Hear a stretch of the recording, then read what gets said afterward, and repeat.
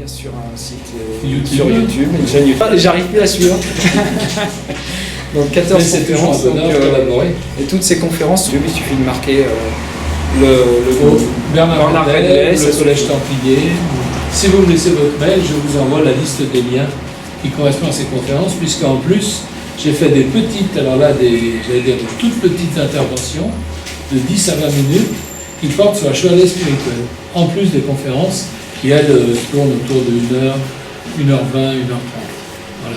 Voilà. Pour préciser aussi que toutes ces conférences sont en lien avec ce livre, Révélation templière vers le règne du Saint-Esprit, dont Bernard est le co-rédacteur. Nous étions 3 à rédiger ce livre. 3 rédacteurs pour un livre qui est paru en 2005. Et malheureusement, les 2 autres co-rédacteurs, qui étaient beaucoup plus âgés que moi, sont maintenant décédés. Nous essayons de publier un autre livre à l'heure actuelle, puisque ce livre est le deuxième que notre groupe, issu de la résurgence d'Argénie, avait publié. C'était donc le premier, c'était Pourquoi la résurgence d'ordre du temps, publié en 1973, je crois. Puis ensuite celui-ci publié en 2004, c'est-à-dire en gros 30 ans plus tard. Et puis nous allons maintenant essayer de publier encore un autre livre qui pour l'instant portera peut-être le voile d'Isis. C'est un livre un peu plus court, mais plus adapté à notre époque. Parce que chaque livre est adapté à l'époque à laquelle il a été publié en 1973. Les arguments développés ne sont vraiment pas les mêmes que ceux qui sont développés dans celui-là, que ceux que nous développons actuellement dans les conférences. C'est une évolution parce que nous vivons l'approche d'une zone de révélation extrêmement importante. Nous sommes déjà entrés dans cette zone de révélation et que nous appelons, nous autres Templiers, l'ère de l'Esprit, ou l'ère du Saint-Esprit, pour reprendre ce que disait Joachim de Flore en 1314, au moment où l'ordre du temps a disparu. Donc ce soir, j'ai voulu faire une conférence qui résume un peu cette notion. Je vous propose donc la voie templière en tant qu'une voie spirituelle, une vie de spiritualité conçue pour aujourd'hui et pour demain. Alors comme vous pouvez le voir, ce dessin que j'ai choisi figure sur la couverture de Pourquoi la résurgence de l'ordre du temps, c'est-à-dire le livre publié en 1973, et représente en fait à la fois le soleil de la table ronde qui correspond à la révélation de l'ère de l'esprit, et en même temps la croix templière qui est en somme le système de force de chevalerie qui doit diffuser cette lumière solaire inclue dans la table ronde. Alors vous avez ici un certain nombre de chevaliers autour de cette table ronde, ils sont au nombre de 22, mais ce nombre de 22 était d'actualité en 1973. Maintenant, si nous refaisions le même dessin, nous prendrions un nombre de 33, pour dire qu'en somme, il y a 33 ateliers, je dirais, qui sont capables de développer un des rayons particuliers correspondant à l'ère de l'esprit. Donc nous essayons, par nos conférences, de proposer les lumières essentielles qui correspondent à ce développement, pour que les gens les reçoivent, en fassent ce qu'ils en ont à faire, pour pouvoir eux-mêmes traverser ou pénétrer dans cette ère de l'esprit pour leur plus grand bien, le plus grand bien de leur âme et de leur évolution personnelle. Donc nous ne sommes pas là pour, entre guillemets, recruter, nous sommes là pour proposer aux gens des idées que nous avons eu la chance de recevoir, de faire fructifier, pour mieux les transmettre aux gens qui nous entourent. Voilà donc le but de toutes ces conférences.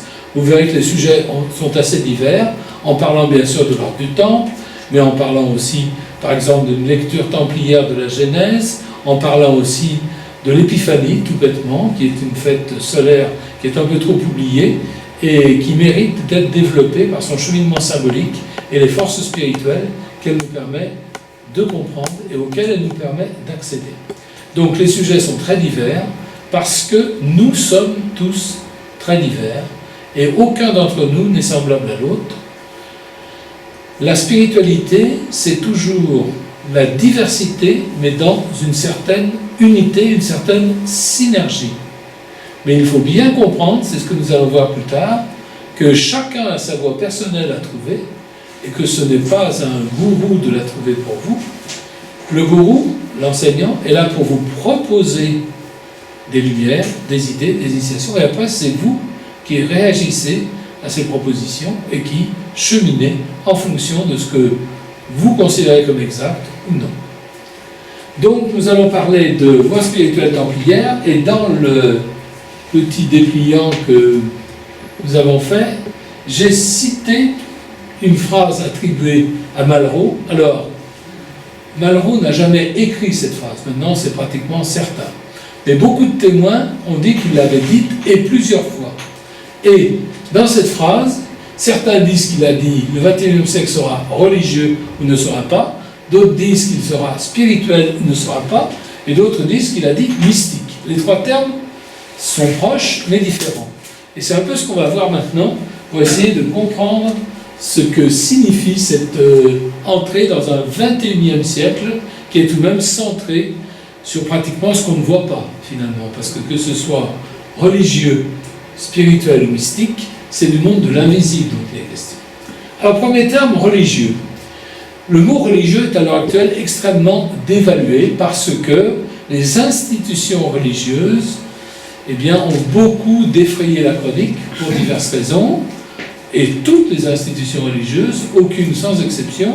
Donc, quelque part, dans l'esprit des gens, il y a tout de même un peu de doute de se dire c'est tout de même pas normal que des institutions qui au départ sont fondées sur une révélation dont ils sont chargés d'assurer la gestion, eh bien c'est pas normal qu'il y ait de tels accidents, si on est gentil, ou de telles perversions, si on est moins gentil par rapport à l'institution religieuse. Mais au départ, la religion, c'est un phénomène extrêmement important pour l'homme. D'abord parce que c'est en somme le phénomène qui montre que la racine de l'homme n'est pas dans ce plan, qu'elle vient d'ailleurs, que notre racine est en dehors de ce monde, que notre conscience n'est pas seulement un cerveau qui fonctionne, des nerfs qui s'irradient dans le corps, etc. Qu'il y a autre chose en nous qui nous relie en somme à autre chose, si on veut formuler les choses de la manière la plus neutre possible. Et c'est pour ça que la notion de religion, c'est d'abord et surtout un courant collectif qui relie le ciel et la terre. Et comme ce courant est collectif, il relie aussi les hommes entre eux. Autrement dit, la religion est un phénomène collectif qui devrait arriver à créer une unité horizontale, je dis bien unité, et non pas unicité. C'est très important. Quand il y a unité, c'est que les gens sont en harmonie, qu'ils œuvrent dans le même sens, mais ça ne veut absolument pas dire qu'ils sont identiques. Tout ce qui est régime réducteur, qui veut, entre guillemets, ne voir qu'une tête, ben ça ne peut pas être un régime spirituellement fondé. Ce qui caractérise le spirituel, c'est la diversité dans l'unité. Donc, une liaison horizontale qui relie les gens pour, en somme, on pourrait presque dire, les faire regarder du même côté. Et puis après, en voyant ce qu'ils voient, eh bien, ils réagissent et ils font ce que leur souffle et leur racine intérieure et leur libre arbitre. Donc, cette dimension horizontale est une dimension effectivement collective, mais ce n'est pas une dimension réductrice de la personne. La personne, ce n'est pas un cube qui est associé à un autre cube, qui est associé à un autre cube, pas du tout. C'est au contraire, comme on parlait des pyramides, comme les pyramides. Il n'y a pas deux pierres qui sont identiques, mais il se trouve que quand elles sont juxtaposées avec une bonne synergie, bien quelque part, elles forment quelque chose de plus que les pierres séparées. Ça, c'est une chose extrêmement importante. Dans le monde de la spiritualité, personne ne possède la vérité en entier. Mais nous en possédons tous un petit morceau. Et en se rassemblant, à condition d'être dans l'unité et l'harmonie, eh bien, ces petits morceaux se juxtaposent et on obtient, entre guillemets, un plus gros morceau de vérité. Alors cette parole n'est pas de moi, elle est du Shir Khaled Bentounes, et je trouve, nous collaborons un peu avec lui, et je trouve que c'est une image qui est vraiment très définissant bien les qualités du monde spirituel. Cette personnalisation dans l'unité. Bon, donc, la voie collective qui relie et le ciel et la terre, car il n'y a de religion que de religion révélée. Quelque part, ça paraît absolument évident, pour moi en tous les cas. Quand on regarde ce qui se passe dans le monde, ben, quelque part, effectivement, il y a toujours eu, au départ, soit une personne qui a, le mot prétendu, pour moi, n'est pas péjoratif, mais qui a prétendu être en contact avec des entités supérieures et qui a transmis ses enseignements. Après, une fois que les enseignements sont transmis, ce n'est pas forcément la personne qui les a transmis qui est le meilleur pour les commenter. Il faut bien se souvenir de ceci. Par exemple, un artiste qui écrit une œuvre géniale, que ce soit une œuvre de théâtre ou autre, et bien quelque part, ce n'est pas forcément lui qui est le mieux à même d'expliquer son œuvre. Elle doit être représentée, et quand elle est représentée correctement, en fonction de ce que l'auteur a décidé, alors là, quelque part, on peut comparer ce que chacun des spectateurs ou que chacun des interprétateurs de l'œuvre a cru comprendre. Et il ne faut pas surtout, évidemment, imposer une vue unique. Comme je l'ai dit tout à l'heure, ce qui compte, c'est la personnalisation, et dans ce cas particulier, la juxtaposition des différentes interprétations personnelles de l'œuvre apporte beaucoup plus, finalement, que l'œuvre elle-même. Et l'œuvre reste ce miracle qui va susciter quelque part, dans l'illusion, je parle du théâtre parce que je le connais mieux, dans l'illusion du théâtre, qui va susciter cette prise de conscience d'une certaine vérité.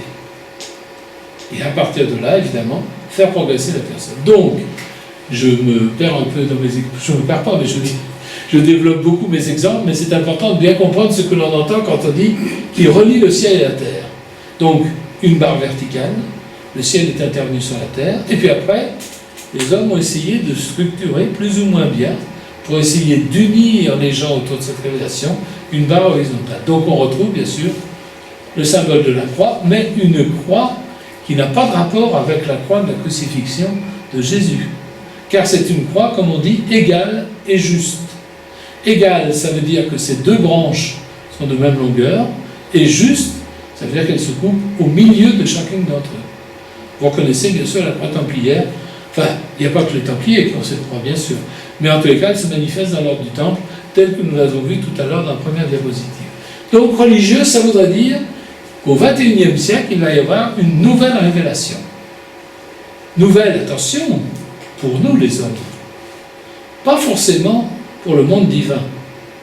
Car j'ai l'impression personnelle que Dieu ne change pas. C'est les hommes qui changent leur perception de Dieu et qui peu à peu progressent le long d'une voie et peu à peu découvrent des choses nouvelles sur le message divin. Alors, bien sûr, pour nous, ça va paraître nouveau parce que tout notre être est nouveau à chaque instant. À chaque pas que nous faisons dans la voie spirituelle, nous changeons. Donc nous avons une perception différente. Pour ceux qui ici font de la montagne, quand on progresse sur un sentier, peu à peu, évidemment, on découvre des vues tout à fait nouvelles sur ce que l'on connaissait connaître, ce que l'on croyait connaître, excusez-moi. Donc, peu à peu, par des révélations successives, je vous rappelle que révélation, ça signifie mettre un voile, et non pas enlever un voile. Et là, c'est une chose, dans le cas du monde divin, qui est très importante.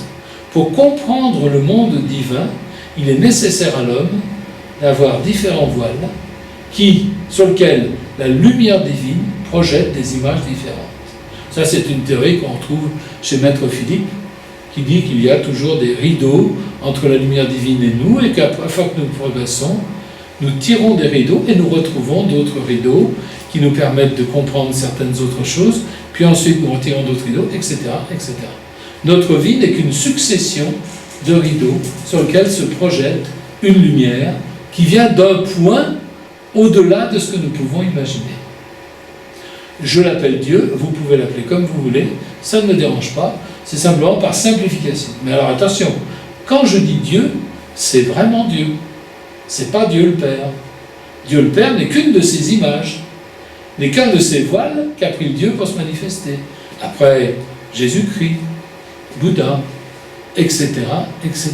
Donc, il y a toute une série de révélations qui sont toujours la même lumière. Et comme elle est projetée sur des choses différentes, elles nous apprennent des choses qui sont adaptées au moment où elles sont données. Donc, religieux en soi, ça signifie tout de même une progression vers une révélation nouvelle. Ensuite, spirituel.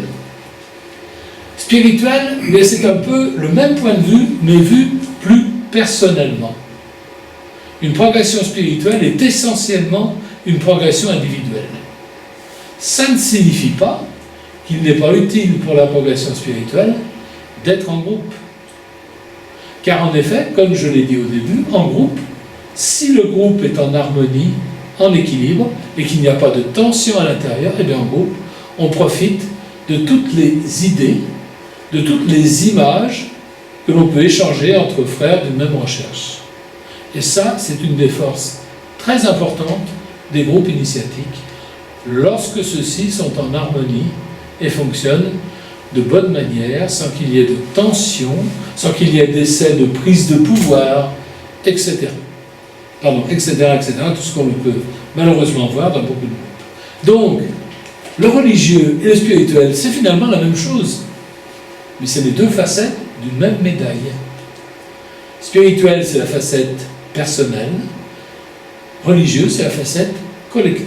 Mais normalement, si les appareils humains ne faisaient pas dégénérer peu à peu la révélation, on devrait percevoir le même phénomène dans la religion et la spiritualité. Alors bien sûr, dans le sens usuel que l'on donne au mot religion à l'heure actuelle, religion catholique, religion chrétienne, religion musulmane, etc., évidemment, il y a un décalage énorme entre spiritualité et religion. Car dans le phénomène religieux actuel, les appareils, les institutions ont pris le dessus sur la révélation, ce qui est bien regrettable. Et là, bien sûr, on constate que le mot religieux a perdu beaucoup de son impact et beaucoup de ses qualités, et qu'il faut, quand on fait de la recherche spirituelle, à la limite, éviter de parler de religion aux gens, pour ne pas justement les buter s'ils ont eu à subir, et ça existe malheureusement, à subir des ennuis, des perturbations provenant d'appareils religieux. Donc il faut faire très attention à ce que l'on dit sur la religion, mais quelque part, à l'heure actuelle, le mot spirituel a beaucoup plus, beaucoup plus la cote. Tout le monde fait de la spiritualité, personne ne fait de la religion. Mais en fait, c'est la même chose. Si la religion, si les appareils religieux n'avaient pas déformé l'aspect religion, on comprendrait que c'est la même chose. Et enfin, mystique. Alors là, la mystique, c'est quelque chose d'un peu particulier, car c'est lié fondamentalement à ce qu'on appelle la voie du cœur et à l'amour. Je dirais que c'est une voie particulière de la spiritualité qui est fondée surtout sur la perception par le centre cardiaque, la perception par l'amour, la compréhension par la compassion et l'amour. Donc c'est une voie particulière de spiritualité, et la voie de l'amour, donc, qui accomplit le miracle de la communion sans confusion. C'est très important parce que des Occidentaux confrontés à la religion bouddhiste font souvent des erreurs liées, je dirais, à leur nature occidentale. Ce n'est pas du tout une question de racisme, c'est une question de culture. C'est sûr que quelqu'un qui est élevé dans la tradition orientale et quelqu'un qui est élevé dans la tradition occidentale, c'est pas qu'ils ne pourront pas s'entendre, mais ils n'ont pas la même sensibilité. Ils ne voient pas dans les images les mêmes réalités spirituelles. C'est pas que la réalité est différente, mais c'est pour une même réalité spirituelle, ils ont des images différentes. Ce qui change bien sûr notre mode de compréhension. Et l'avantage de la voie mystique, c'est qu'elle permet justement de dépasser par cette compassion, par ce sentiment d'aller vers l'autre, elle arrive à dépasser la différence entre les images, elle arrive à ce que des gens qui parlent de la même réalité spirituelle sous des images différentes arrivent vraiment à se rendre compte qu'ils sont en communion. Et ça, c'est une force évidemment extraordinaire. Mais nous allons voir que la voie mystique, quand on parle d'amour, communion, etc., pour notre monde occidental, on est surtout relié à la révélation du Christ, qui a apporté la loi d'amour, on le verra tout à l'heure, avec des conséquences évidemment énormes par rapport au monde antérieur. Il a vraiment révolutionné tout ce qui était avant lui pour le plonger dans une évolution miraculeuse qui malheureusement a été un peu, osons le mot, un peu sabotée par les systèmes religieux et les systèmes politiques qui ont suivi. C'est malheureux. Quand on dit oui, la tradition occidentale, la tradition chrétienne, c'est un scandale. Non, non. La manière dont les politiques et les religieux ont vécu, ont imposé cette tradition aux autres, là oui c'est un scandale. Mais si on regarde la tradition en elle-même, il y a énormément de choses qui n'ont jamais été réalisées, même jamais tentées. Donc quelque part, on ne peut pas condamner la tradition chrétienne alors qu'elle n'a jamais été appliquée. On a fait semblant, on a prétendu. Et ce qui est tout de même, moi je trouve assez extraordinaire, c'est qu'au XVIIIe siècle en France, après donc 1800 ans que la tradition chrétienne est instaurée, et bien tout d'un coup les révolutionnaires se sont rendus compte que liberté, égalité, fraternité, c'est important. Mais c'est la tradition chrétienne. Ça veut dire qu'elle n'était absolument pas appliquée, et pourtant, c'est dans les enseignements fondamentaux du Christ. Donc ils se sont rendus compte tout d'un coup qu'il fallait revenir aux racines et essayer de ressortir ces vérités essentielles pour qu'on puisse progresser dans quoi? Mais dans la voie chrétienne. La véritable, pas celle que l'on proposait jusqu'à ce moment-là. Bon, ben ça c'est une remarque historique. Très bien, donc, que Malraux ait dit religieux, spirituel ou mystique, ça ne change pas grand-chose au problème. Le problème, dans l'ici et le maintenant de ce XXIe siècle, c'est où se trouvent au moins les ébauches de cette révélation qui devrait nous ouvrir entre guillemets un monde meilleur, et comment arriver à assumer sa part de la révélation. Ça aussi c'est quelque chose d'important. La révélation est ce qu'elle est, mais à chacun d'entre nous d'arriver par sa voie personnelle, d'arriver par son intelligence propre, par sa sensibilité propre, à en tirer des images qui puissent être utiles pour l'ensemble des gens qui l'entourent. Nous avons chacun notre part, évidemment, par exemple, dans l'application de la révélation chrétienne. Si aucun d'entre nous ne veut appliquer la loi d'amour, ça ne marchera jamais. Nous devons faire, comme dit, comment il s'appelle, je ne sais plus, celui qui... nous devons faire notre part du travail du colibri, amener notre goutte d'eau. Pierre Rabhi, je me souviens de son nom. Si nous n'apportons pas de cette goutte d'eau, ça ne pourra pas marcher. Donc, maintenant, il faut savoir comment trouver cette goutte d'eau pour pouvoir l'apporter au monde tel qu'il en a besoin. Alors, pour expliquer ceci, j'ai introduit dans la petite présentation que j'ai faite, ce qu'on peut appeler le sens de la vie. Si vous regardez un peu les personnes qui vous entourent, et quand vous parlez avec ceux qui ont des problèmes, eh bien ils ont souvent des problèmes parce qu'ils ont l'impression que leur vie n'a plus de sens. Qu'est-ce que ça veut dire? Qu'est-ce que le sens de la vie? Alors, première question, la vie a-t-elle un sens, un pourquoi et un pourquoi transcendant? Vous voyez que j'ai décomposé en deux. Pourquoi c'est la cause et pourquoi c'est la finalité. C'est-à-dire que si nous avons une cause transcendante qui est en dehors de notre matière, en dehors de notre plan matériel, bien quelque part, il y a certainement une finalité transcendante qui correspond à cette cause. En clair, et dans le langage templier que nous utilisons, nous dirons que nous sommes une âme manifestée dans le monde matériel, et que cette âme manifestée dans le monde matériel est descendue pour une raison précise, et qu'elle a donc des objectifs précis, des enseignements, des choses à comprendre, des choses à ramener de son incarnation. Donc, l'aspect transcendant est associé au fait que l'âme est immatérielle, et puis notre vie incarnée a un sens, puisque cette âme a choisi, avant de s'incarner, une raison pour s'incarner, un but, une finalité, et elle doit donc rapporter de l'incarnation quelque chose qui correspond à ce but, à cette finalité. Vu comme ceci, ça paraît assez simple. Dans la réalité, c'est bien autre chose parce que, comme on dit, les hasards de la vie sont multiples. Ensuite, alors, ce sens de la vie, deuxième question, nous est-il imposé, le destin, ou avons-nous la possibilité de choisir? Sommes-nous loués d'un libre arbitre? La question du destin et du libre arbitre a donné lieu à divers débats, plus ou moins tendancieux d'ailleurs, plus ou moins,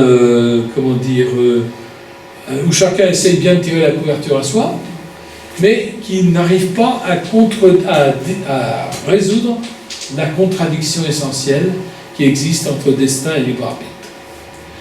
Quand on voit la manière dont les vies s'écoulent dans notre monde matériel, la notion de destin, de temps en temps, on a tendance à dire, bah oui, là quand même, hein. Là il y a une suite de circonstances qui font que ce personnage a l'air d'avoir un destin. Mais alors s'il a un destin, il n'est pas libre. Alors s'il n'est pas libre, c'est pas juste. Dieu est un menteur, et qu'on nous dit qu'on nous a créés libres. Alors, je crois que pour essayer de lever un voile sur cette contradiction entre destin et libre arbitre, il faut prendre un exemple. Alors l'exemple le plus simple que j'ai pu trouver, c'est l'exemple de Saint Pierre, fondateur de l'Église chrétienne. Au moment, sur le chemin de Césarée, lorsque le Christ dit à ses disciples, « Et vous, que dites-vous de moi ?» Il y en a un qui s'avance, Saint Pierre, qui dit « Je dis que tu es le Verbe incarné, Dieu fait homme, etc. » En gros, suivant les traductions, ça change légèrement, mais en gros, c'est ça. Et alors, le Christ lui dit « Eh bien, ce n'est pas ton esprit humain qui t'a soufflé cette réponse, mais c'est le Saint-Esprit. » C'est-à-dire un facteur divin qui a permis à Pierre d'exprimer ce que savait son âme. C'est-à-dire ce que savait la racine plus profonde de sa conscience. Bon, et alors le Christ lui dit, puisqu'il en est ainsi, il s'appelait Simon, cet apôtre, tu es Pierre, et sur cette pierre je bâtirai mon église. Bon, très bien. Donc Pierre semble avoir endossé un rôle collectif extrêmement important, mais le Christ a cru bon changer son prénom. Autrement dit, maintenant il y a Simon, qui est l'homme, et puis il y a Pierre. On pourrait dire presque que Pierre, c'est l'homme inspiré. C'est lui qui a donné la bonne réponse au Christ. Simon est bien dans ce Pierre, mais il y a tout de même une distinction entre les deux. Bon, maintenant, relions cet épisode. On pourrait dire que Pierre, c'est son destin, mais que Simon reste libre d'endosser son destin. C'est un rôle qu'on lui a proposé, mais il peut rester libre de le refuser. Maintenant, relions ça à un autre épisode, où, lors du dernier repas avec ses disciples, le Christ dit à Pierre, parce que Pierre lui dit, mais non, je serai là pour te défendre, etc. C'est un impulsif. Et Jésus lui dit, avant que le coq ait chanté tu m'auras renié 3 fois. Pierre lui dit, mais non, c'est pas possible. Bon, il se trouve que ça se passe comme ça. C'est-à-dire que, malgré tout son enthousiasme, Pierre est amené à renier 3 fois le Christ, c'est-à-dire 3 fois, non, je ne le connais pas, c'est des gens que je ne fréquentais pas, etc. Alors, regardons un peu la chose. Maintenant, on peut dire, ben voilà, là c'est le destin absolu. Le Christ lui a dit ce qui allait se produire et ça s'est produit. Donc Pierre n'est pas libre. Ah oui, ça, Pierre n'est pas libre. Pour devenir chef de l'Église, il faut qu'il renie 3 fois le Christ. Mais Simon aurait très bien pu le refuser de renier le Christ. Et qu'est-ce qui serait passé? Eh bien, il aurait été emmené sans doute avec le Christ, il aurait été crucifié, il aurait été mort. Il n'aurait pas pu assumer le rôle de Pierre. Autrement dit, pour prendre une image peut-être un peu moderne, Pierre, c'est un peu comme un train dans lequel Simon est monté. Le train, ça va. Puis, au moment du reniement, il serait pu que Simon tire le signal d'arrêt et descende du train Pierre. Puis le train Pierre, c'est sans doute quelqu'un d'autre qui l'aurait assumé. Autrement dit, nous avons un destin, mais nous restons libres même de refuser ce destin pour revenir à notre liberté initiale. Mais si nous acceptons ce destin, alors il y a toute une série d'actes prédestinés qu'il nous faut accomplir. Le fait de renier le Christ pour Pierre était très fort, parce que ça le remettait à sa juste dimension.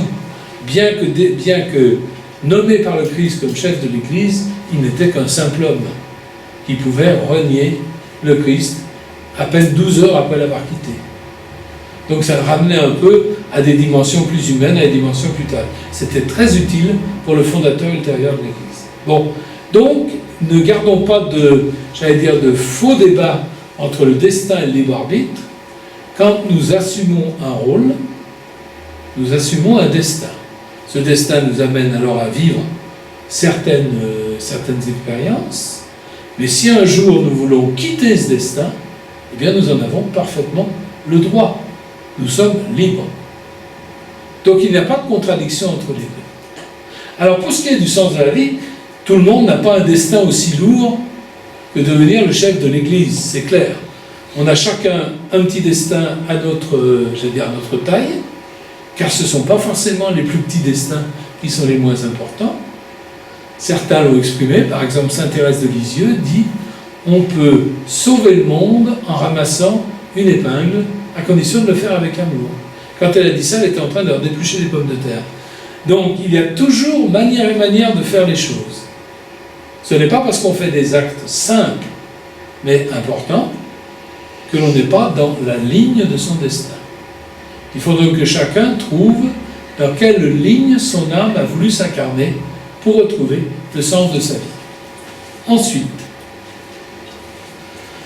alors la quête de notre chemin de vie et les signes qui accompagnent la réussite. Il est certain que donc, finalement, quand on réfléchit à son destin, pardon, excusez-moi, je m'exprime mal plutôt, quand on réfléchit aux problèmes spirituels de l'existence, mais quelque part, chacun d'entre nous doit trouver le lieu, comme disait un Lyonnais célèbre, Saint-Potin, comme disait l'homme Saint-Potin, doit trouver le lieu où Dieu a voulu qu'il fleurisse. C'est-à-dire, il faut trouver la voie. C'est très vague, la voie. Parce que ça peut être un métier, ça peut être simplement une manière d'être, ça peut être un entourage, ça peut être un endroit spécifique où on a quelque chose à apporter. Il n'y a pas de règle générale. C'est la vie. Et la vie, elle a tellement de composantes différentes qu'il faut arriver à les composer pour arriver à suivre son chemin. Et alors là, par expérience personnelle, en tous les cas, j'ai l'impression, mais ce n'est pas une impression parce que ça a été même confronté plusieurs fois à la réalité, qu'une fois qu'on est engagé dans une voie qui est bien celle qu'on a choisie, c'est-à-dire on va pouvoir acquérir ce que notre âme voulait comprendre, voulait apprendre, voulait rapporter dans notre plan, eh bien, les choses s'arrangent. Il y a d'autres choses qui facilitent le choix qu'on a fait. Ou alors, au contraire, il y a des choses qui sont vraiment, qui s'opposent tout de suite. Et là, quelque part, on peut se dire que ce n'est pas forcément la bonne voie qu'on a choisie. Mais, encore une fois, ne comptez sur personne pour vous dire si vous êtes sur la bonne voie. C'est à vous-même de le trouver. Alors évidemment, moi je peux vous dire, vous avez avantage à faire des méditations en pleine conscience. Personnellement, par mon aspect plus religieux, je dirais, ce serait pas mal que vous fassiez des prières, etc. Mais ça, ce sont des conseils. Et c'est à vous de les appliquer, ou non. Si ça ne correspond pas à votre nature, ça ne correspond pas à votre nature. Mais ça peut être d'une grande aide pour trouver justement la voie dans laquelle on doit se manifester son existence. Ensuite, c'est ce que je viens de dire. Rien ni personne ne peut choisir à votre place. C'est-à-dire, nous sommes libres. Eh oui, nous sommes libres de descendre du train de notre destin si on estime que ce n'est pas notre destin. Nous sommes libres au contraire de monter dans un train, parce qu'on se dit, oui, tout de même, ça, les circonstances tentent à me prouver que c'est là qu'il faut que j'aille. Voilà, c'est simple, comme de prendre un train ou de descendre. Après, il se produit toujours des choses qu'on peut presque qualifier d'extraordinaires, en tous les cas, des espèces de coïncidences qui font que quand on est dans le bon train, on progresse. Puis on progresse sur la voie qu'on a choisie. Voilà. Très bien. Donc le sens de la vie est quelque chose de fondamental. Évidemment, pour pouvoir, la comparaison est évidente, pour pouvoir, comme je l'ai dit, fleurir là où Dieu nous a plantés. Et dans la vie, dans le monde spirituel, dans le monde que nous connaissons, parce que souvent, on a une espèce de décalage. On dit, ah bah oui, il y a le monde profane, et puis il y a le monde spirituel. Il y a quand je suis en méditation, et puis il y a quand je suis en train de faire cuire une omelette, etc. C'est pas le même monde. C'est complètement faux. Nous sommes toujours dans le monde spirituel. Le monde incarné se manifeste, j'allais dire de la même manière, oui et non, mais c'est nous qui le percevons différemment. Mais lui se manifeste toujours de la même manière. C'est-à-dire qu'on peut très bien être illuminé en faisant une omelette. C'est pas impossible, et ça s'est produit. On peut très bien être illuminé en tombant d'un cheval, comme Saint Paul, etc., etc. Donc il y a des tas de circonstances qui nous permettent de tout d'un coup trouver la voie qui nous convient. Et deux éléments fondamentaux vont nous aider à trouver dans cette circonstance, c'est la tradition et la révélation. Alors vous pouvez constater que j'ai réutilisé la croix de tout à l'heure, c'est-à-dire la croix templière, pour indiquer que nous sommes toujours nous-mêmes. une voie verticale et une voie horizontale. C'est-à-dire que nous sommes toujours, par notre âme, reliés à une source spirituelle et par notre voie horizontale, plongés dans une humanité, mais pas seulement dans une humanité, dans un monde matériel où tout est conscience. Que ce soit nos frères et sœurs en humanité, que ce soit les animaux, que ce soit la matière, nous sommes vraiment plongés dans une barre horizontale où tout est conscient. Donc, deux éléments vont nous permettre de trouver notre voie. La tradition, qu'on associe en général à la barre horizontale, puisque tradérer, c'est transmettre d'un homme à un autre homme. On va rencontrer ses parents, qui vont nous expliquer comment les parents conçoivent l'existence. Ce n'est pas forcément la bonne voie pour nous. En tous les cas, ils nous apportent ces éléments. Normalement, ils ne devraient pas les imposer, ça c'est certain. Mais en tous les cas, ils nous apportent des briques, pas pour jouer quand on est bébé, mais aussi des briques pour plus tard, pour savoir si elles nous conviennent, pour construire notre vie. Donc ça, c'est la tradition humaine. Ça peut ne pas être les parents, ça peut être un professeur qu'on rencontre et qui nous paraît particulièrement intéressant, ça peut être des amis, ça peut être un professeur de danse, ça peut être des personnes tout à fait diverses. Ça peut être un oiseau au sommet d'un arbre qui chante et qui tout à coup nous fait découvrir quelque chose. Autrement dit, tout est bon dans la tradition pour construire la voie vers laquelle on veut aller. Cette barre horizontale, elle est très riche et il ne faut pas la gâcher. Il ne faut pas se contenter de la voie verticale. Ça me fait penser toujours à la même histoire, c'est l'histoire du prêtre qui, dans son église, qui est au sommet du village, attend que l'inondation arrive. Alors l'eau monte, un premier bateau arrive et dit « Mon père, vous devez venir avec nous. » « Non, non, non, Dieu y pourvoira. » Après, il est au premier étage de son clocher, un deuxième bateau. « Non, non, non, Dieu y pourvoira. » Puis après, il est au sommet, alors là, il y a un hélicoptère qui arrive, et il dit « Non, non, Dieu y pourvoira. » Puis évidemment, il m'a envoyé. Et alors, il arrive au ciel et il dit à Saint-Pierre « Mais c'est inadmissible. Tu n'as pas fait un geste pour me sauver. » Il dit alors, un bateau, deux bateaux et un hélicoptère, c'est quoi ça? C'est très important. Il y a des signes, j'allais dire profanes, qui sont extrêmement importants pour notre compréhension, à condition d'être ouvert à la signification de ce qui se passe autour de nous. Donc voilà pour ce qui peut être donc la tradition. Alors, les connaissances humaines ou l'axe horizontal. Évidemment, j'ai parlé tout à l'heure de briques, c'est ça. On nous donne quelque part des briques qui correspondent à notre civilisation, à l'endroit où Dieu nous a plantés. Bon, quelquefois on peut être amené à aller chercher des briques ailleurs, certainement, mais il faut faire attention quand même au mélange, hein, parce que je serais tenté de dire un peu comme la publicité sur les raviolis Panzani, c'est pas la peine de courir après le temps, on a les mêmes à la maison, c'est pas la peine d'aller chercher dans la tradition bouddhiste des choses qui existent dans la tradition chrétienne.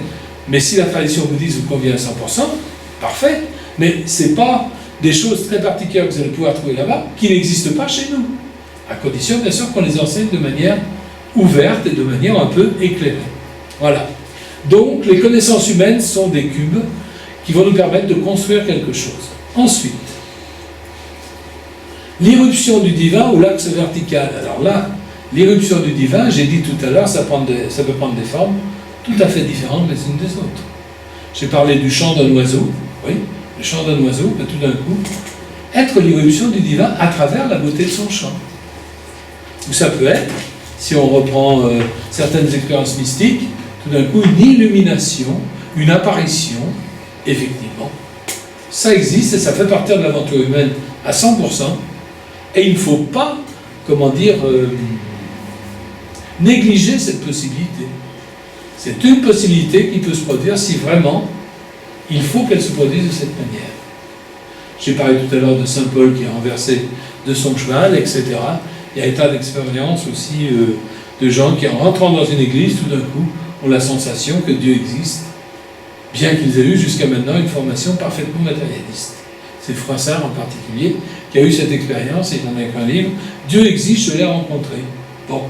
Donc, ça fait partie de la diversité de notre nature humaine. À chacun ses expériences, à chacun ses éléments significatifs, déterminants, qui vont nous orienter vers une voie. Ensuite, alors évidemment, les connaissances humaines, ça correspond à la sagesse humaine, et le Christ a dit que la sagesse humaine est folie aux yeux de Dieu. Et puis évidemment, l'éruption du divin, c'est ce qui correspond à la sagesse divine qui est folie aux yeux des hommes. On est bien monté avec ça, sauf que justement, la conciliation alchimique des antinomies se produit au cœur de la croix, c'est-à-dire dans la contradiction entre la sagesse divine et la sagesse humaine. C'est de là que jaillit la lumière. Il y a donc qu'au cœur de notre être que nous pouvons suffisamment alchimier les contradictions apparentes qui nous entourent pour arriver à en faire une synthèse. Il y a un très joli ouvrage, ça s'appelle Le Traité des antinomies. Il est de celui qui est né à Neuville. Oui, le Sar Péladan. Voilà, c'est Péladan. C'est l'un des ouvrages les plus intéressants que je connaisse parce qu'en somme, il s'amuse à répertorier toutes les antinomies que l'on peut rencontrer dans la vie matérielle. Il dit finalement, la vie matérielle, c'est une série d'antinomies qui sont solubles, qui peuvent être résolues, qui peuvent être alchimiées pour obtenir quelque chose qui est unique. Et c'est pour ça que la vie humaine est une chose unique dans le monde, car il n'y a pas deux fois la même résolution des antinomies que l'on peut rencontrer. Donc ce symbole de la croix, et ce symbole bien sûr des deux roses, les roses croix c'est un peu parlant évidemment, c'est ce qui se passe quand on arrive à résoudre les antinomies correspondant aux nécessités de la spiritualité, aux nécessités de notre nature divine, il faut bien dire le mot, et aux nécessités du monde matériel. Comment manifester notre nature divine dans le monde matériel? C'est typiquement un problème alchimique. Comment arriver à projeter sur la matière cette lumière que nous avons en nous et qui peut s'exprimer par différents canaux. Voilà donc voilà pourquoi dans le texte j'avais introduit la notion de tradition et de révélation. Ensuite, alors là on va rentrer dans le domaine, je dirais, plus précis pour expliquer ce qu'est effectivement l'ère de l'esprit, ce qui nous attend au niveau collectif. Alors j'ai fait un tableau, on va le voir et le commenter. Alors, le schéma évolutif humain concerne ce que nous nommons l'humanité adamique, c'est-à-dire ce qui a été à un moment impulsé par l'introduction d'Adam et Ève sur notre terre. Attention, comment dire, Adam et Ève sont simplement des guides spirituels qui ont été à un moment introduits sur la planète pour faire évoluer des singes très intelligents, pratiquement des hommes, vers le stade réellement humain. Autrement dit, c'était des instructeurs qui ont été mis à un moment sur la planète Terre pour s'occuper, alors au niveau langage scientifique, c'est ce que les scientifiques appellent les hominiens. C'est plus élaboré que les hommes de Néandertal, c'est l'homme du renne, c'est pas encore l'homme que nous devrions connaître, car nous n'y sommes pas tout à fait encore arrivés, il faut bien dire ce qui est la réalité. Donc, quelque part, il y a eu un début à notre évolution, et il y aura quelque part une fin pour ce qui est de notre évolution terrestre. Car ensuite, nous irons voir ce qui se passe ailleurs pour faire autre chose sur des niveaux de vibration, de perception, d'action différents de celui que nous vivons sur la Terre. La Terre est une étape dans notre évolution, mais nous n'en sommes pas encore sortis, pour la plupart d'entre nous. Il y a peut-être parmi vous des gens qui en sont déjà sortis en potentiel, tant mieux pour eux, mais je me considère comme quelqu'un qui a encore beaucoup de choses à apprendre de la vie terrestre. Donc, j'ai découpé en 3 parties. C'est un peu, comme tout découpage, c'est un peu arbitraire. Mais ça explique très bien ce qui s'est passé pour l'évolution humaine sur notre planète Terre. D'abord, j'ai dit la loi absolue transmise par Moïse. Alors, absolue, ça signifie que c'est une loi qui a ses racines dans le divin. C'est pas Moïse qui l'a inventé, c'est même pas les manuscrits antérieurs qui l'ont inventé, ce sont des choses qui préexistent et qui proviennent de la manière dont l'univers a été conçu. Si vous regardez la Bible, le premier chapitre de la Bible manifeste cette conception de l'univers par une intelligence qui peut être nommée Dieu, qui peut être nommé Elohim, qui peut être nommé ce qu'on veut, peu importe. Il y a eu 7 jours sur lesquels a été structuré l'univers lui-même. Attention, l'univers lui-même. Puis dans le chapitre 2, on voit ce qui s'est passé sur la Terre. C'est déjà plus la même chose. Le chapitre 1, c'est la structure générale de l'univers et le rôle particulier que joue l'homme, homme-femme, d'ailleurs, homme et femme, il les créa, etc., homme-femme, dans cette structure universelle. Mais il n'y a pas encore d'incarnation de cette structure universelle. C'est Saint-Yves d'Alvet qui l'étudie très bien dans la langue hébraïque restituée. Le premier chapitre, tout se passe dans le potentiel divin. C'est un peu comme un architecte qui commence à dessiner quelque chose sur un plan. Mais il n'a encore rien réalisé. Puis après, ce qui se passe sur la Terre. Alors on voit tout de suite qu'au début, tout va bien. Le plan divin est réalisé suivant le plan terrestre est structuré suivant le plan divin.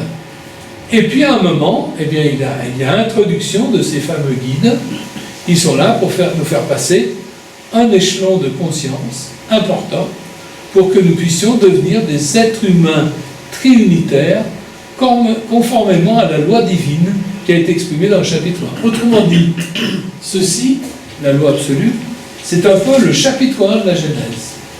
La manière dont l'univers est conçu, la manière dont nous devons intervenir dans cet univers. Puis ensuite, j'ai mis 2 autres étages où, je dirais, le deuxième étage, c'est un étage qui correspond à des verbes, donc à des actions que nous devons réaliser.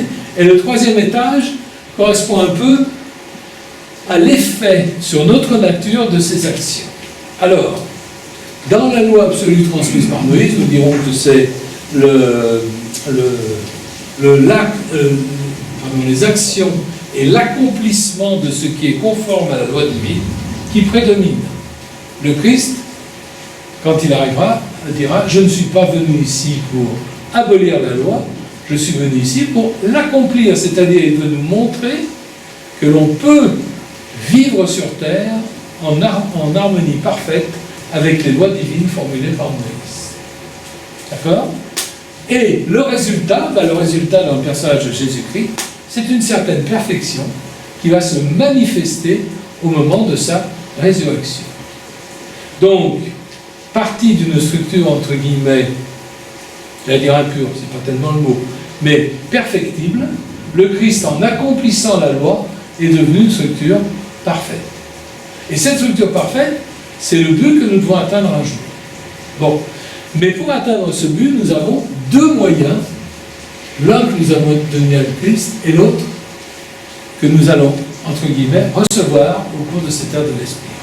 Le Christ est venu nous apporter l'amour inconditionnel. Inconditionnel, ça veut dire, quelle que soit la personne qui est en face de moi, si cette personne est un être humain, quelles que soient les actions qu'elle a pu accomplir, je vois en lui cet être humain. Je porte sur cette personne le regard qui correspond à l'amour d'un être humain. Il dit même aux Juifs qui ne comprennent rien, ben oui, il faut aimer nos ennemis. Ah oui, alors ça c'est tout de même quelque chose de difficile à comprendre. Quand quelqu'un vient couper en rondelles les membres de notre famille, ce quelqu'un, il faut l'aimer. Mais l'aimer, ça ne veut pas dire le sentiment qu'on a de reconnaissance, de désir de présence, etc. Non, ça c'est un amour qui est un amour plus humain. Je ne dis pas du tout qu'il n'exprime pas l'amour divin, mais c'est une facette de l'amour divin. Et seulement une facette de l'amour divin. Il y a une manière d'aimer les ennemis qui correspond à un amour inconditionnel, mais qui ne correspond pas à la sensibilité que nous attribuons trop souvent à l'amour. Nous confondons trop souvent amour sensible et amour authentique. Et ça, c'est quelque chose qui est très difficile à vivre et qui ne peut être vécu, j'allais dire, que par l'expérience, que par le désir de la volonté d'aimer. La volonté d'aimer, pour nous, ça apparaît un peu comme contradictoire. Quand on aime quelqu'un, c'est spontané. Eh bien non. Dans l'amour divin, il suffit, il ne faut pas seulement aimer les êtres, comme on dit, de dilection, ceux que l'on choisit, parce qu'ils nous plaisent bien, parce qu'on a un bon contact avec eux, parce qu'on vit quelque chose d'agréable avec eux. Non, l'amour est universel. Et quelque part, bien sûr, ça dépasse nos capacités humaines. Et si nous ne nous ouvrons pas vraiment à la lumière divine, nous ne pouvons pas exprimer l'amour divin. Or, le Christ lui-même, or, beaucoup de saints par la suite ont montré que l'on peut exprimer l'amour divin sur cette terre. C'est un miracle, c'est quelque chose d'incroyable, de surnaturel par rapport à notre nature humaine, mais en tous les cas, c'est essentiel à la révélation du Christ. C'est un moyen incroyable pour accomplir la perfection qui nous est demandée par la loi. Sans cet amour divin, on ne pourra jamais aboutir à la perfection. Mais avec cet amour divin, tout est possible. Bien sûr, les matérialistes vous diront, ouais, tout ça c'est bien beau, mais c'est du baratin. Quand vous verrez un islamiste arriver et puis tuer les gens autour de vous, comment vous êtes? Je n'en sais rien comment je vais réagir. Mais j'ai dans mon cœur l'espoir de pouvoir réagir suivant l'amour divin. Je ne sais pas ce que je ferai, car l'amour divin, c'est vraiment pas l'amour sentimental que l'on connaît. C'est quelque chose de bien au-dessus. Bien au-dessus parce que notre amour purement sensible et sentimental s'arrête, j'allais dire presque, j'exagère un tout petit peu, s'arrête aux apparences, c'est-à-dire on veut rendre heureux la personne qui nous rend heureux. Mais on voit souvent que malheureusement, en voulant rendre heureux l'autre, ça ne marche pas si bien que ça. Si on ne fait pas l'appel à l'amour divin, même avec les gens qu'on aime, il peut y avoir des bêtises qui se produisent. C'est très clair. Donc déjà, on voit bien que l'amour sensible, sentimental, ne fonctionne finalement que sur les apparences et pas sur le cœur de l'être. Nous n'aimons pas réellement la conscience de notre prochain. Nous aimons ses apparences, nous aimons la manière dont il est avec nous, nous aimons tout le bien qu'il nous fait, évidemment, donc on lui redonne un bien, mais il faut savoir donner un bien à quelqu'un qui nous donne un mal. Et ça, on ne peut pas le faire si on ne se relie pas à la racine de la conscience humaine, qui est là le point, j'allais dire, final de la nature humaine, et qui différencie l'homme de tous les êtres qui l'entourent. C'est cela, le mystère de l'amour divin. Aller au cœur du problème. Vous regardez dans les évangiles, si vous avez l'occasion de les relire, à certains moments, il est dit, le Christ regarda cet homme et il l'aima. Dès qu'il est à cette phrase, ça veut dire qu'il a vu en lui le meilleur potentiel qu'il va pouvoir réaliser. Et tout de suite après, on voit que les conseils du Christ l'orientent vers ce meilleur potentiel. Donc, aimer quelqu'un, c'est arriver à lui faire manifester le potentiel le plus élevé qu'il puisse réaliser. Évidemment, dans le cas, je disais tout à l'heure, d'un assassin, tout ça, les choses ne sont pas simples, mais quelque part, on ne peut pas, d'ailleurs, dire un assassin, déjà, c'est ne plus l'aimer. Ce n'est pas parce que quelqu'un tue une personne que c'est un assassin. Il a eu des actes qui correspondent à un assassinat. Et c'est pas pour ça qu'il va rester assassin jusqu'à la fin de sa vie. Jusqu'à la fin de l'éternité de son âme, ça va plus loin même. Donc on ne peut pas juger quelqu'un en disant c'est un voleur, c'est un menteur, c'est un assassin, etc. Non, il a commis des actes de vol, il a dit des mensonges, il a tué quelqu'un, oui, très bien. Mais comme nous en serions peut-être capables, enfin très bien, nous en serions peut-être capables aussi, c'est dans la nature humaine, lorsqu'elle est mal contrôlée. Et donc ce qu'il faut apprendre aux gens, mais je n'ai pas la recette magique, c'est arriver à transcender leur nature pour faire ressortir le meilleur de ce dont ils sont possibles. Il n'y a pas de recette, ça dépend tout de l'être humain avec lequel on est en rapport. Donc voilà, ce deuxième, j'allais dire ce premier pilier divin qui nous est fourni pour assumer cette perfection, eh bien c'est l'amour divin. Aimer et partager, la compassion. Compassion, c'est souffrir avec l'autre sans jugement. Souffrir avec l'autre sans jugement. Quand quelqu'un s'est drogué jusqu'à presque mourir, etc., on va dire, bah oui, mais c'est de sa faute, hein, il n'a pas fait ça. C'est vraiment pas de la compassion, là. Quelque part, il faut rester avec lui, l'accompagner. Et bien, il a fait ça comme nous. Et ça se trouve, à ça près, on aurait fait la même chose. Il y a tellement peu de différence entre l'acte irréfléchi, qu'on accepte ou qu'on refuse. C'est vraiment quelque chose de très important. Bon, voilà donc ça le premier pilier, on en a l'exemple, c'est le Christ. Maintenant, il y a une deuxième faculté divine qui devrait nous être donnée. Alors je dis, la connaissance parfaite apportée par le Paraclet. Pourquoi j'utilise le terme de Paraclet? Parce que le Christ l'a utilisé dans son discours aux disciples. Il a dit, il y a certaines choses que je ne peux pas encore vous enseigner, car vous ne les comprendriez pas. Il faut pour cela que vous ayez reçu le Saint-Esprit il fallait que vous ayez reçu le Saint-Esprit venant du Paraclet. Alors, Paraclet, c'est un terme grec qui signifie celui qui est à côté d'eux. Et par développement de cette idée, celui qui est à côté d'eux, c'est celui qui est appelé à côté, advocatum. Donc, Paraclet signifie en langage moderne avocat. C'est celui qui est appelé à côté d'eux. Pour comprendre pourquoi il est appelé avocat, on peut se référer aussi à l'Apocalypse. Dans l'Apocalypse, il est dit, à propos de Satan, l'adversaire, l'accusateur de nos frères. Donc, évidemment, les forces retardatrices en la personne de Satan sont l'accusateur, les forces solaires en la personne du Paraclet sont l'avocat. Et vous voyez bien que l'on retrouve ici l'amour divin. Car l'avocat, qu'est-ce qu'il fait? Il essaye d'expliquer. Il n'accuse pas. Il essaye de montrer que finalement, si les actes ont été mauvais, ce n'est pas dans la nature de la personne de faire des actes mauvais. Quelque part, sa nature est meilleure que les actes qu'il a posés. C'est ça le rôle d'un avocat. Donc, cet avocat que l'on peut assimiler à une force spirituelle qui viendrait, j'allais dire, nous aider à faire le mieux de nous-mêmes, c'est ce qu'on appelle en général dans la tradition chrétienne le Saint-Esprit. Donc quelque part, ce Paraclet, il incarne, il manifeste le Saint-Esprit, la troisième personne divine, dans le monde de l'incarnation. Autrement dit, nous avons la loi de Moïse, l'amour divin du Christ, de Jésus-Christ, et le Saint-Esprit qui est apporté par le Paraclet. Alors, attention, ce n'est pas que le Saint-Esprit ne nous soit pas accessible. D'ailleurs, le Christ a souvent dit qu'il faut appeler le Saint-Esprit, qu'il faut appeler l'Esprit, etc.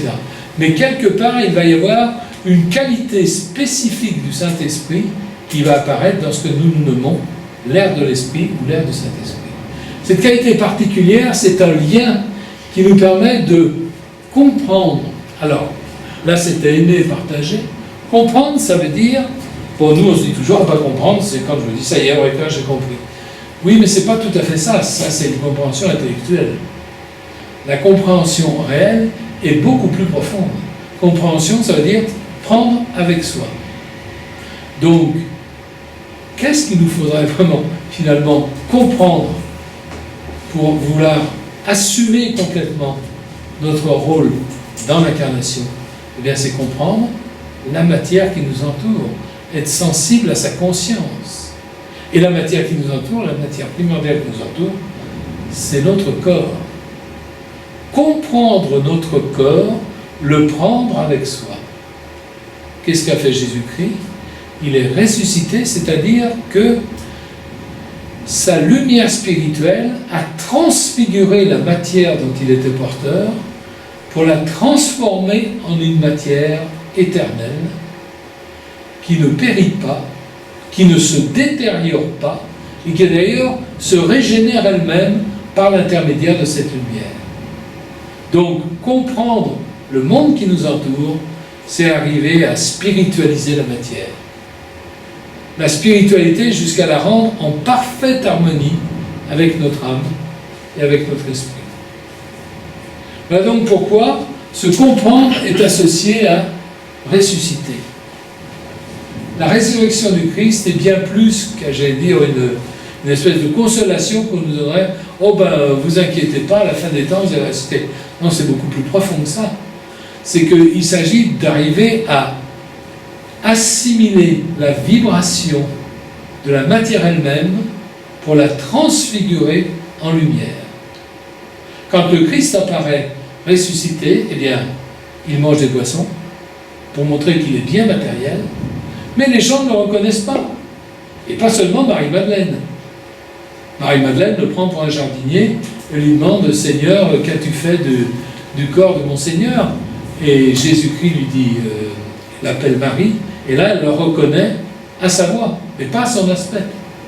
Donc, le Christ a vraiment été, Jésus a vraiment été transfiguré par la résurrection en Jésus-Christ.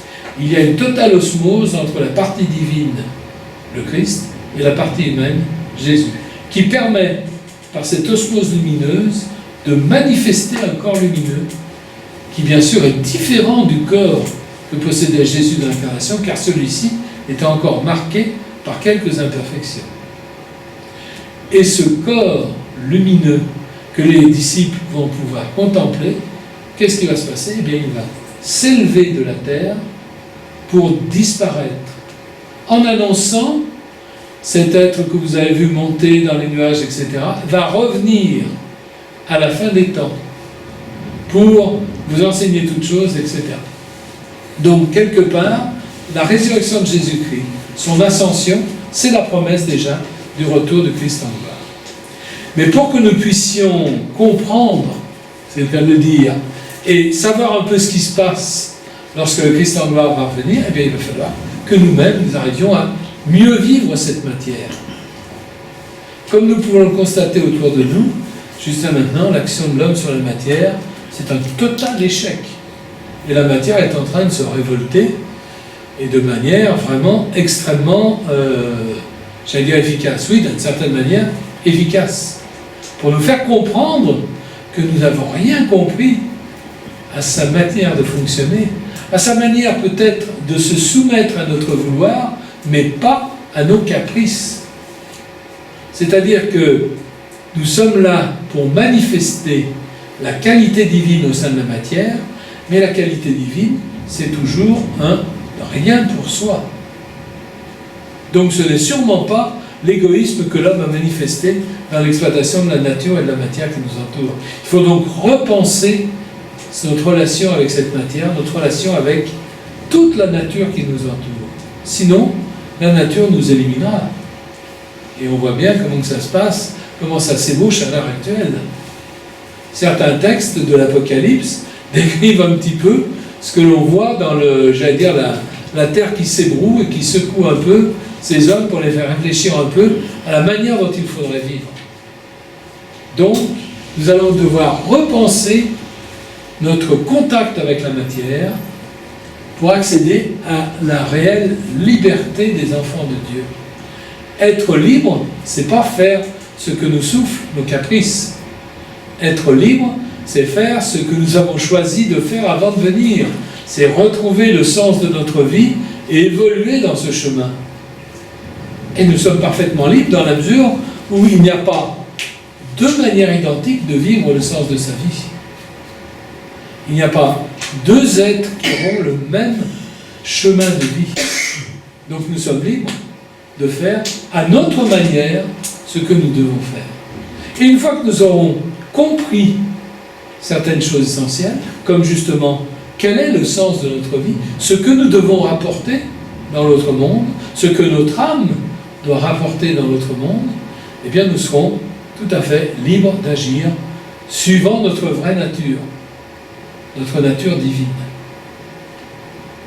Donc, la véritable liberté, c'est pas vraiment de faire des caprices, ça on s'en doutait un peu, il n'y a qu'à voir les enfants pour comprendre que les caprices, ça ne doit pas être la bonne voie, parce qu'ils se détruisent eux-mêmes. Bon. Et c'est ce que nous faisons actuellement avec nos caprices, hein, c'est nous nous détruisons eux-mêmes avec la nature qui nous entoure. Bon. C'est quelque chose de plus raffiné, qui nous permet d'abord de trouver la voie qui est compatible avec tout ce qui nous entoure, de marcher dans cette voie à notre manière, de notre façon, pour pouvoir manifester la nature divine qui est en nous. Donc voilà, en somme, ça c'est le point oméga qui aboutit à la véritable liberté, et non pas à, au simulacre de liberté que peuvent ressentir quelquefois certains êtres qui ont des moyens financiers importants, qui ont des moyens intellectuels importants, enfin qui ont des moyens importants et qui ont l'impression que tout leur est soumis. Non. On ne soumet jamais les forces naturelles par la force. On les soumet toujours par l'amour. On ne dresse pas un animal par la force. Un jour ou l'autre, il se retournera contre son dresseur. On le dresse par la conciliation, par la compassion, par la compréhension de ses besoins. Et si on comprend ses besoins, lui peut-être, il comprendra et il admettra les nôtres. Donc c'est tellement, vraiment un double échange d'amour qu'il faut exercer par rapport à toute la nature. Alors maintenant, on n'a pas beaucoup parlé apparemment de la voie templière. C'est pour ça qu'on va rajouter quelques précisions, mais qui sont relativement rapides. J'ai pris comme image, quand même par un tableau extrêmement intéressant, un tableau de Dali, où l'on voit un magnifique bateau dont les voiles sont justement la nature elle-même. Il n'y a plus besoin de faire des voiles, c'est la nature elle-même qui développe ces éléments pour nous fournir les éléments nécessaires à l'avance du bateau. On n'a pas besoin de fabriquer des voiles industrielles. Eh bien, la voie templière, c'est donc, elle est faite pour faire passer l'humanité de l'un à l'autre, de l'un des stades à l'autre. C'est-à-dire, le temple se manifeste toujours à la charnière des temps, lorsque une évolution importante doit se produire. Alors, si je ne me suis pas trompé, au moment de la venue du Christ, l'ordre du temple était manifesté dans la communauté des Esséniens. Communauté des Esséniens qui était en somme un prototype de communauté chrétienne. Prototype, c'est-à-dire un essai de communauté chrétienne.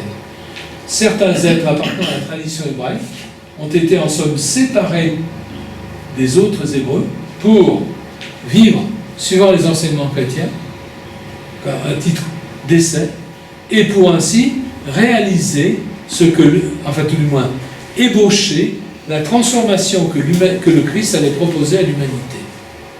Et bien sûr, le dernier Essénien qui soit manifesté avec une action très précise pour la venue de Jésus-Christ, c'est Jean le Baptiste, qui a réalisé le baptême alchimique de Jésus, qui a fixé le Christ en Jésus pour qu'il puisse accomplir sa mission publique de 3 ans qui va suivre.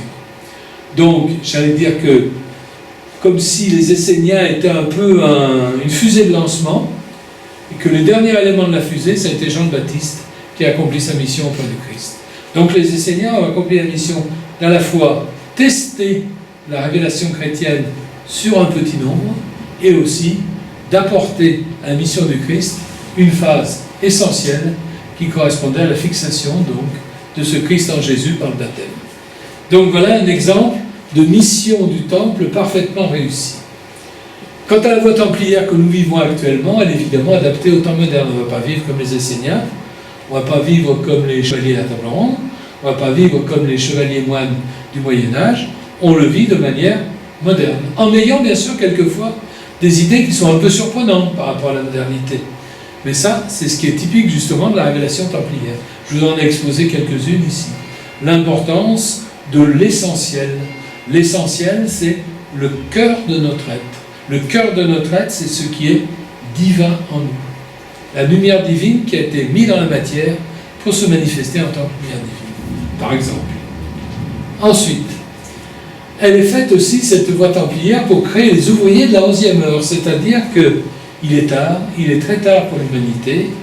Je vous ai déjà cité 2 fois Chevalier à table ronde, le temple médiéval, 2 résurgences de la filiation templière qui n'ont pas abouti, aussi bien la table ronde que le temple médiéval. La table ronde, un peu par la faute des chevaliers, le temple médiéval par la faute des politiques. Ça, c'est clair que c'est pas du tout la même cause d'échec. En tous les cas, ça a été un échec, l'ère de l'esprit n'a pas été instaurée. Maintenant, les choses sont infiniment plus subtiles, c'est-à-dire que la manifestation de la voie templière est beaucoup plus discrète. Et ne se fera, je pense, jamais sous la forme d'un organisme aussi important que le temple médiéval. Mais c'est parce que toutes les législations modernes, ça faut bien reconnaître, dans un certain sens c'est vrai, sont contre cette institution d'une communauté importante fondée uniquement sur des fondements spirituels. Quelque part, il y a une nécessité matérielle à l'heure actuelle qui n'existait pas aux temps médiévaux. Aux temps médiévaux, le système médiéval était fait pour que des gens libres, nobles, qui se disent voués au Christ, aient pu avoir des aides, avoir des possessions que nous ne pouvons plus avoir à l'heure actuelle, du fait de la législation moderne. Donc elle est faite en tous les cas pour créer les ouvriers de la 11e heure qui seront essentiellement à l'heure actuelle les gens qui enseigneront, pas forcément à de très grand nombre, en voilà un exemple ici, pas forcément dans de grandes institutions, mais qui en tous les cas essaieront de faire passer la lumière pour que les gens qui le reçoivent puissent en faire ce qu'ils veulent, et dans le cadre de leur vie, et pas dans un cadre obligé que l'ordre fournirait à ces personnes. Donc tout ceci, c'est pourquoi, eh bien, c'est pour si l'on reprend les termes de l'Apocalypse, pour renouveler complètement la nature que vous avez vu tout à l'heure, que j'ai insisté sur le fait que nous devons renouveler complètement notre attitude par rapport à cette nature, que nous n'avons pas exploité, que nous n'exploitons pas les facultés réelles que nous avons pour faire fleurir, fructifier cette nature. Et qu'il faut que nous apprenions à le faire avant que les choses ne soient trop perturbées. Donc toute chose doit être faite nouvelle, et c'est surtout pour manifester à nouveau le plan divin sur cette terre. Beaucoup de gens à l'heure actuelle disent « Oh là là, mais Dieu il n'existe pas. S'il existait, il n'aurait jamais fait le monde comme il est à l'heure actuelle. » Mais Dieu n'a pas fait le monde comme il est à l'heure actuelle. C'est la liberté des hommes qui l'a transformé à ce que nous constatons. Il y a d'autres possibilités, il y a d'autres possibles qui sont infiniment plus profitables pour tous les êtres qui sont sur cette planète. Et ce sont ces autres possibles qu'il nous faut apprendre à manifester. Donc ne nous trompons pas de cible et n'accusons pas Dieu d'avoir mal créé le monde. Pour manifester et pour nous renouveler les choses, il faut donc, je l'ai dit tout à l'heure, une régénération de la matière, mais cette régénération de la matière n'est possible, que si on a transfiguration des êtres humains, pour qu'ils puissent agir vraiment sur la matière et sur la nature, comme ils sont faits pour, et non pas comme ils imaginent être faits pour. Ce qui est bien sûr pas tout à fait la même chose. Tout ceci donc pour préparer le retour de Christ en gloire. Ça, j'ai envie de faire une conférence sur le retour de Christ en gloire, pour bien préciser les choses, et on la fera peut-être, on la programmera peut-être en septembre, où on étudiera un peu cette vue. Alors ceci a été dessiné par un moine traditionnaliste d'ailleurs, ce qui fait que le Christ il l'a représenté avec une toge romaine, etc. Donc il y a des choses qu'il faut peut-être un peu oublier, mais il a eu des intuitions assez extraordinaires quand il a dessiné ce retour de Christ en gloire, et j'aimerais en parler au cours d'une prochaine conférence. En tous les cas, je vous remercie de votre attention, et j'espère que vous pourrez tirer profit de ce que je vous ai dit ce soir, malgré toutes mes maladresses et mes oublis. Je vous remercie de votre attention. Merci. Merci. Très bien, alors maintenant, bien sûr, si vous avez des questions à poser, des éclaircissements à demander, je suis à votre disposition. Oh. Merci Apple. Les Esséniens, après le Oui. Christ, n'ont plus existé. Ah non, d'ailleurs, on voit comment ils ont été eux aussi massacrés par les Romains, comme tous les Juifs qui étaient restés à Jérusalem. Non, ils ont disparu. Ils ont disparu de l'histoire. C'est d'ailleurs typique de la résurgence templière. Chevaliers de la table ronde, on ne sait pas où ils sont passés. Bon, les Templiers médiévaux, on sait un peu mieux où ils sont passés, mais l'ordre a disparu bel et bien. Ça s'est très mal passé en France. Dans d'autres pays, l'ordre a été dissous, et puis ils sont allés dans d'autres ordres de chevalerie. On n'a plus jamais entendu parler d'eux, spécifiquement. Il n'y a qu'en France qu'il y a eu des morts. Au Portugal, en Espagne, en Allemagne, il y avait très peu de... Mais en Italie, ils sont tous dispersés dans différents ordres de chevalerie, sans plus. Oui? Est-ce qu'il y a une liaison finalement entre les Templiers et les francs-maçons? Alors, les francs-maçons, la maçonnerie est fille du temple. C'est-à-dire qu'ils ont eu le dépôt, mais pas, ils ont eu un dépôt temporel. C'est-à-dire, de nombreux Templiers, en particulier en France, se sont dit, c'est tout de même une aventure extraordinaire qu'on a vécue, ce serait intéressant de propager les idéaux qui ont permis cette aventure. Oui, mais ce qu'ils ont propagé, c'est la tradition humaine. Car il n'y avait plus l'influx vertical qui correspondait à la mission à réaliser au moment du temple médiéval. Alors ce qu'ils ont fait, c'est très bien, ça a permis de transmettre une certaine connaissance, une certaine tradition humaine templière, mais ce n'est pas l'ordre du Temple, car l'ordre du Temple, c'est vraiment la conjonction des deux.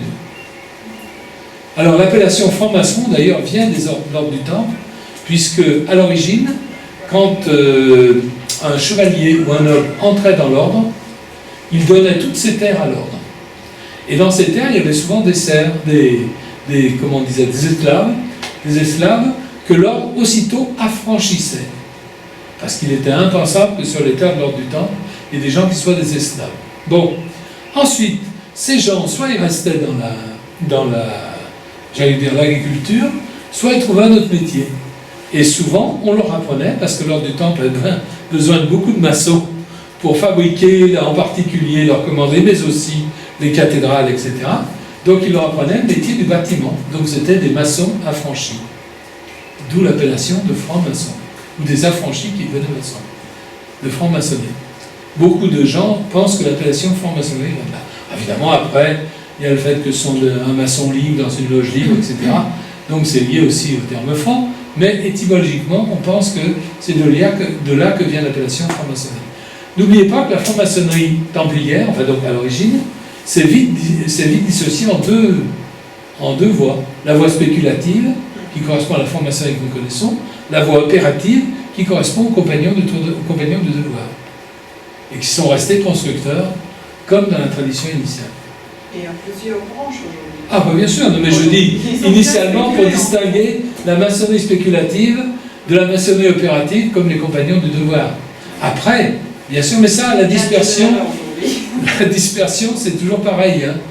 Quand la révélation ne se manifeste plus, la tradition humaine ne peut que, à la longue, dégénérer.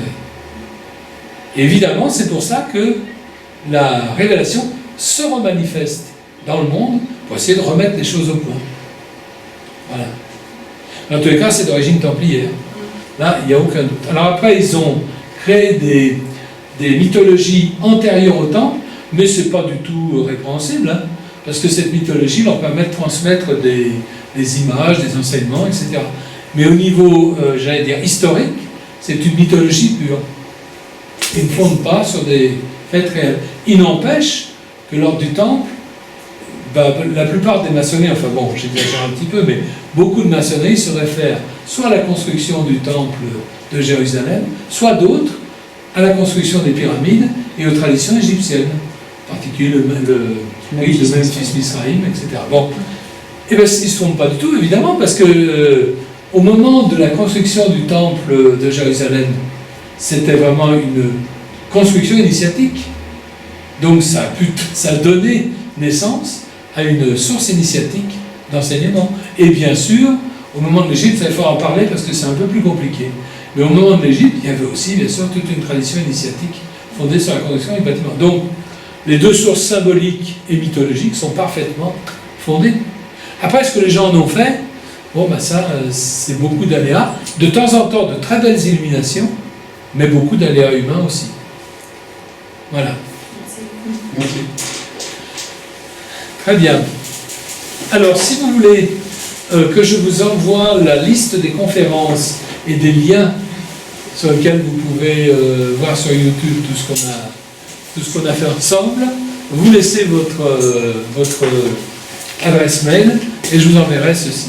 Ainsi que les futures activités proposées. Voilà, c'est ça. Nous proposons souvent des activités templières auxquelles les gens sont invités en toute fraternité et sans aucun engagement, bien sûr, et que nous pratiquons assez régulièrement. Voilà. Là aussi, on vous informera de ceci si vous nous laissez votre mail. Très bien. Merci. De rien, de rien. Tout le plaisir était pour moi.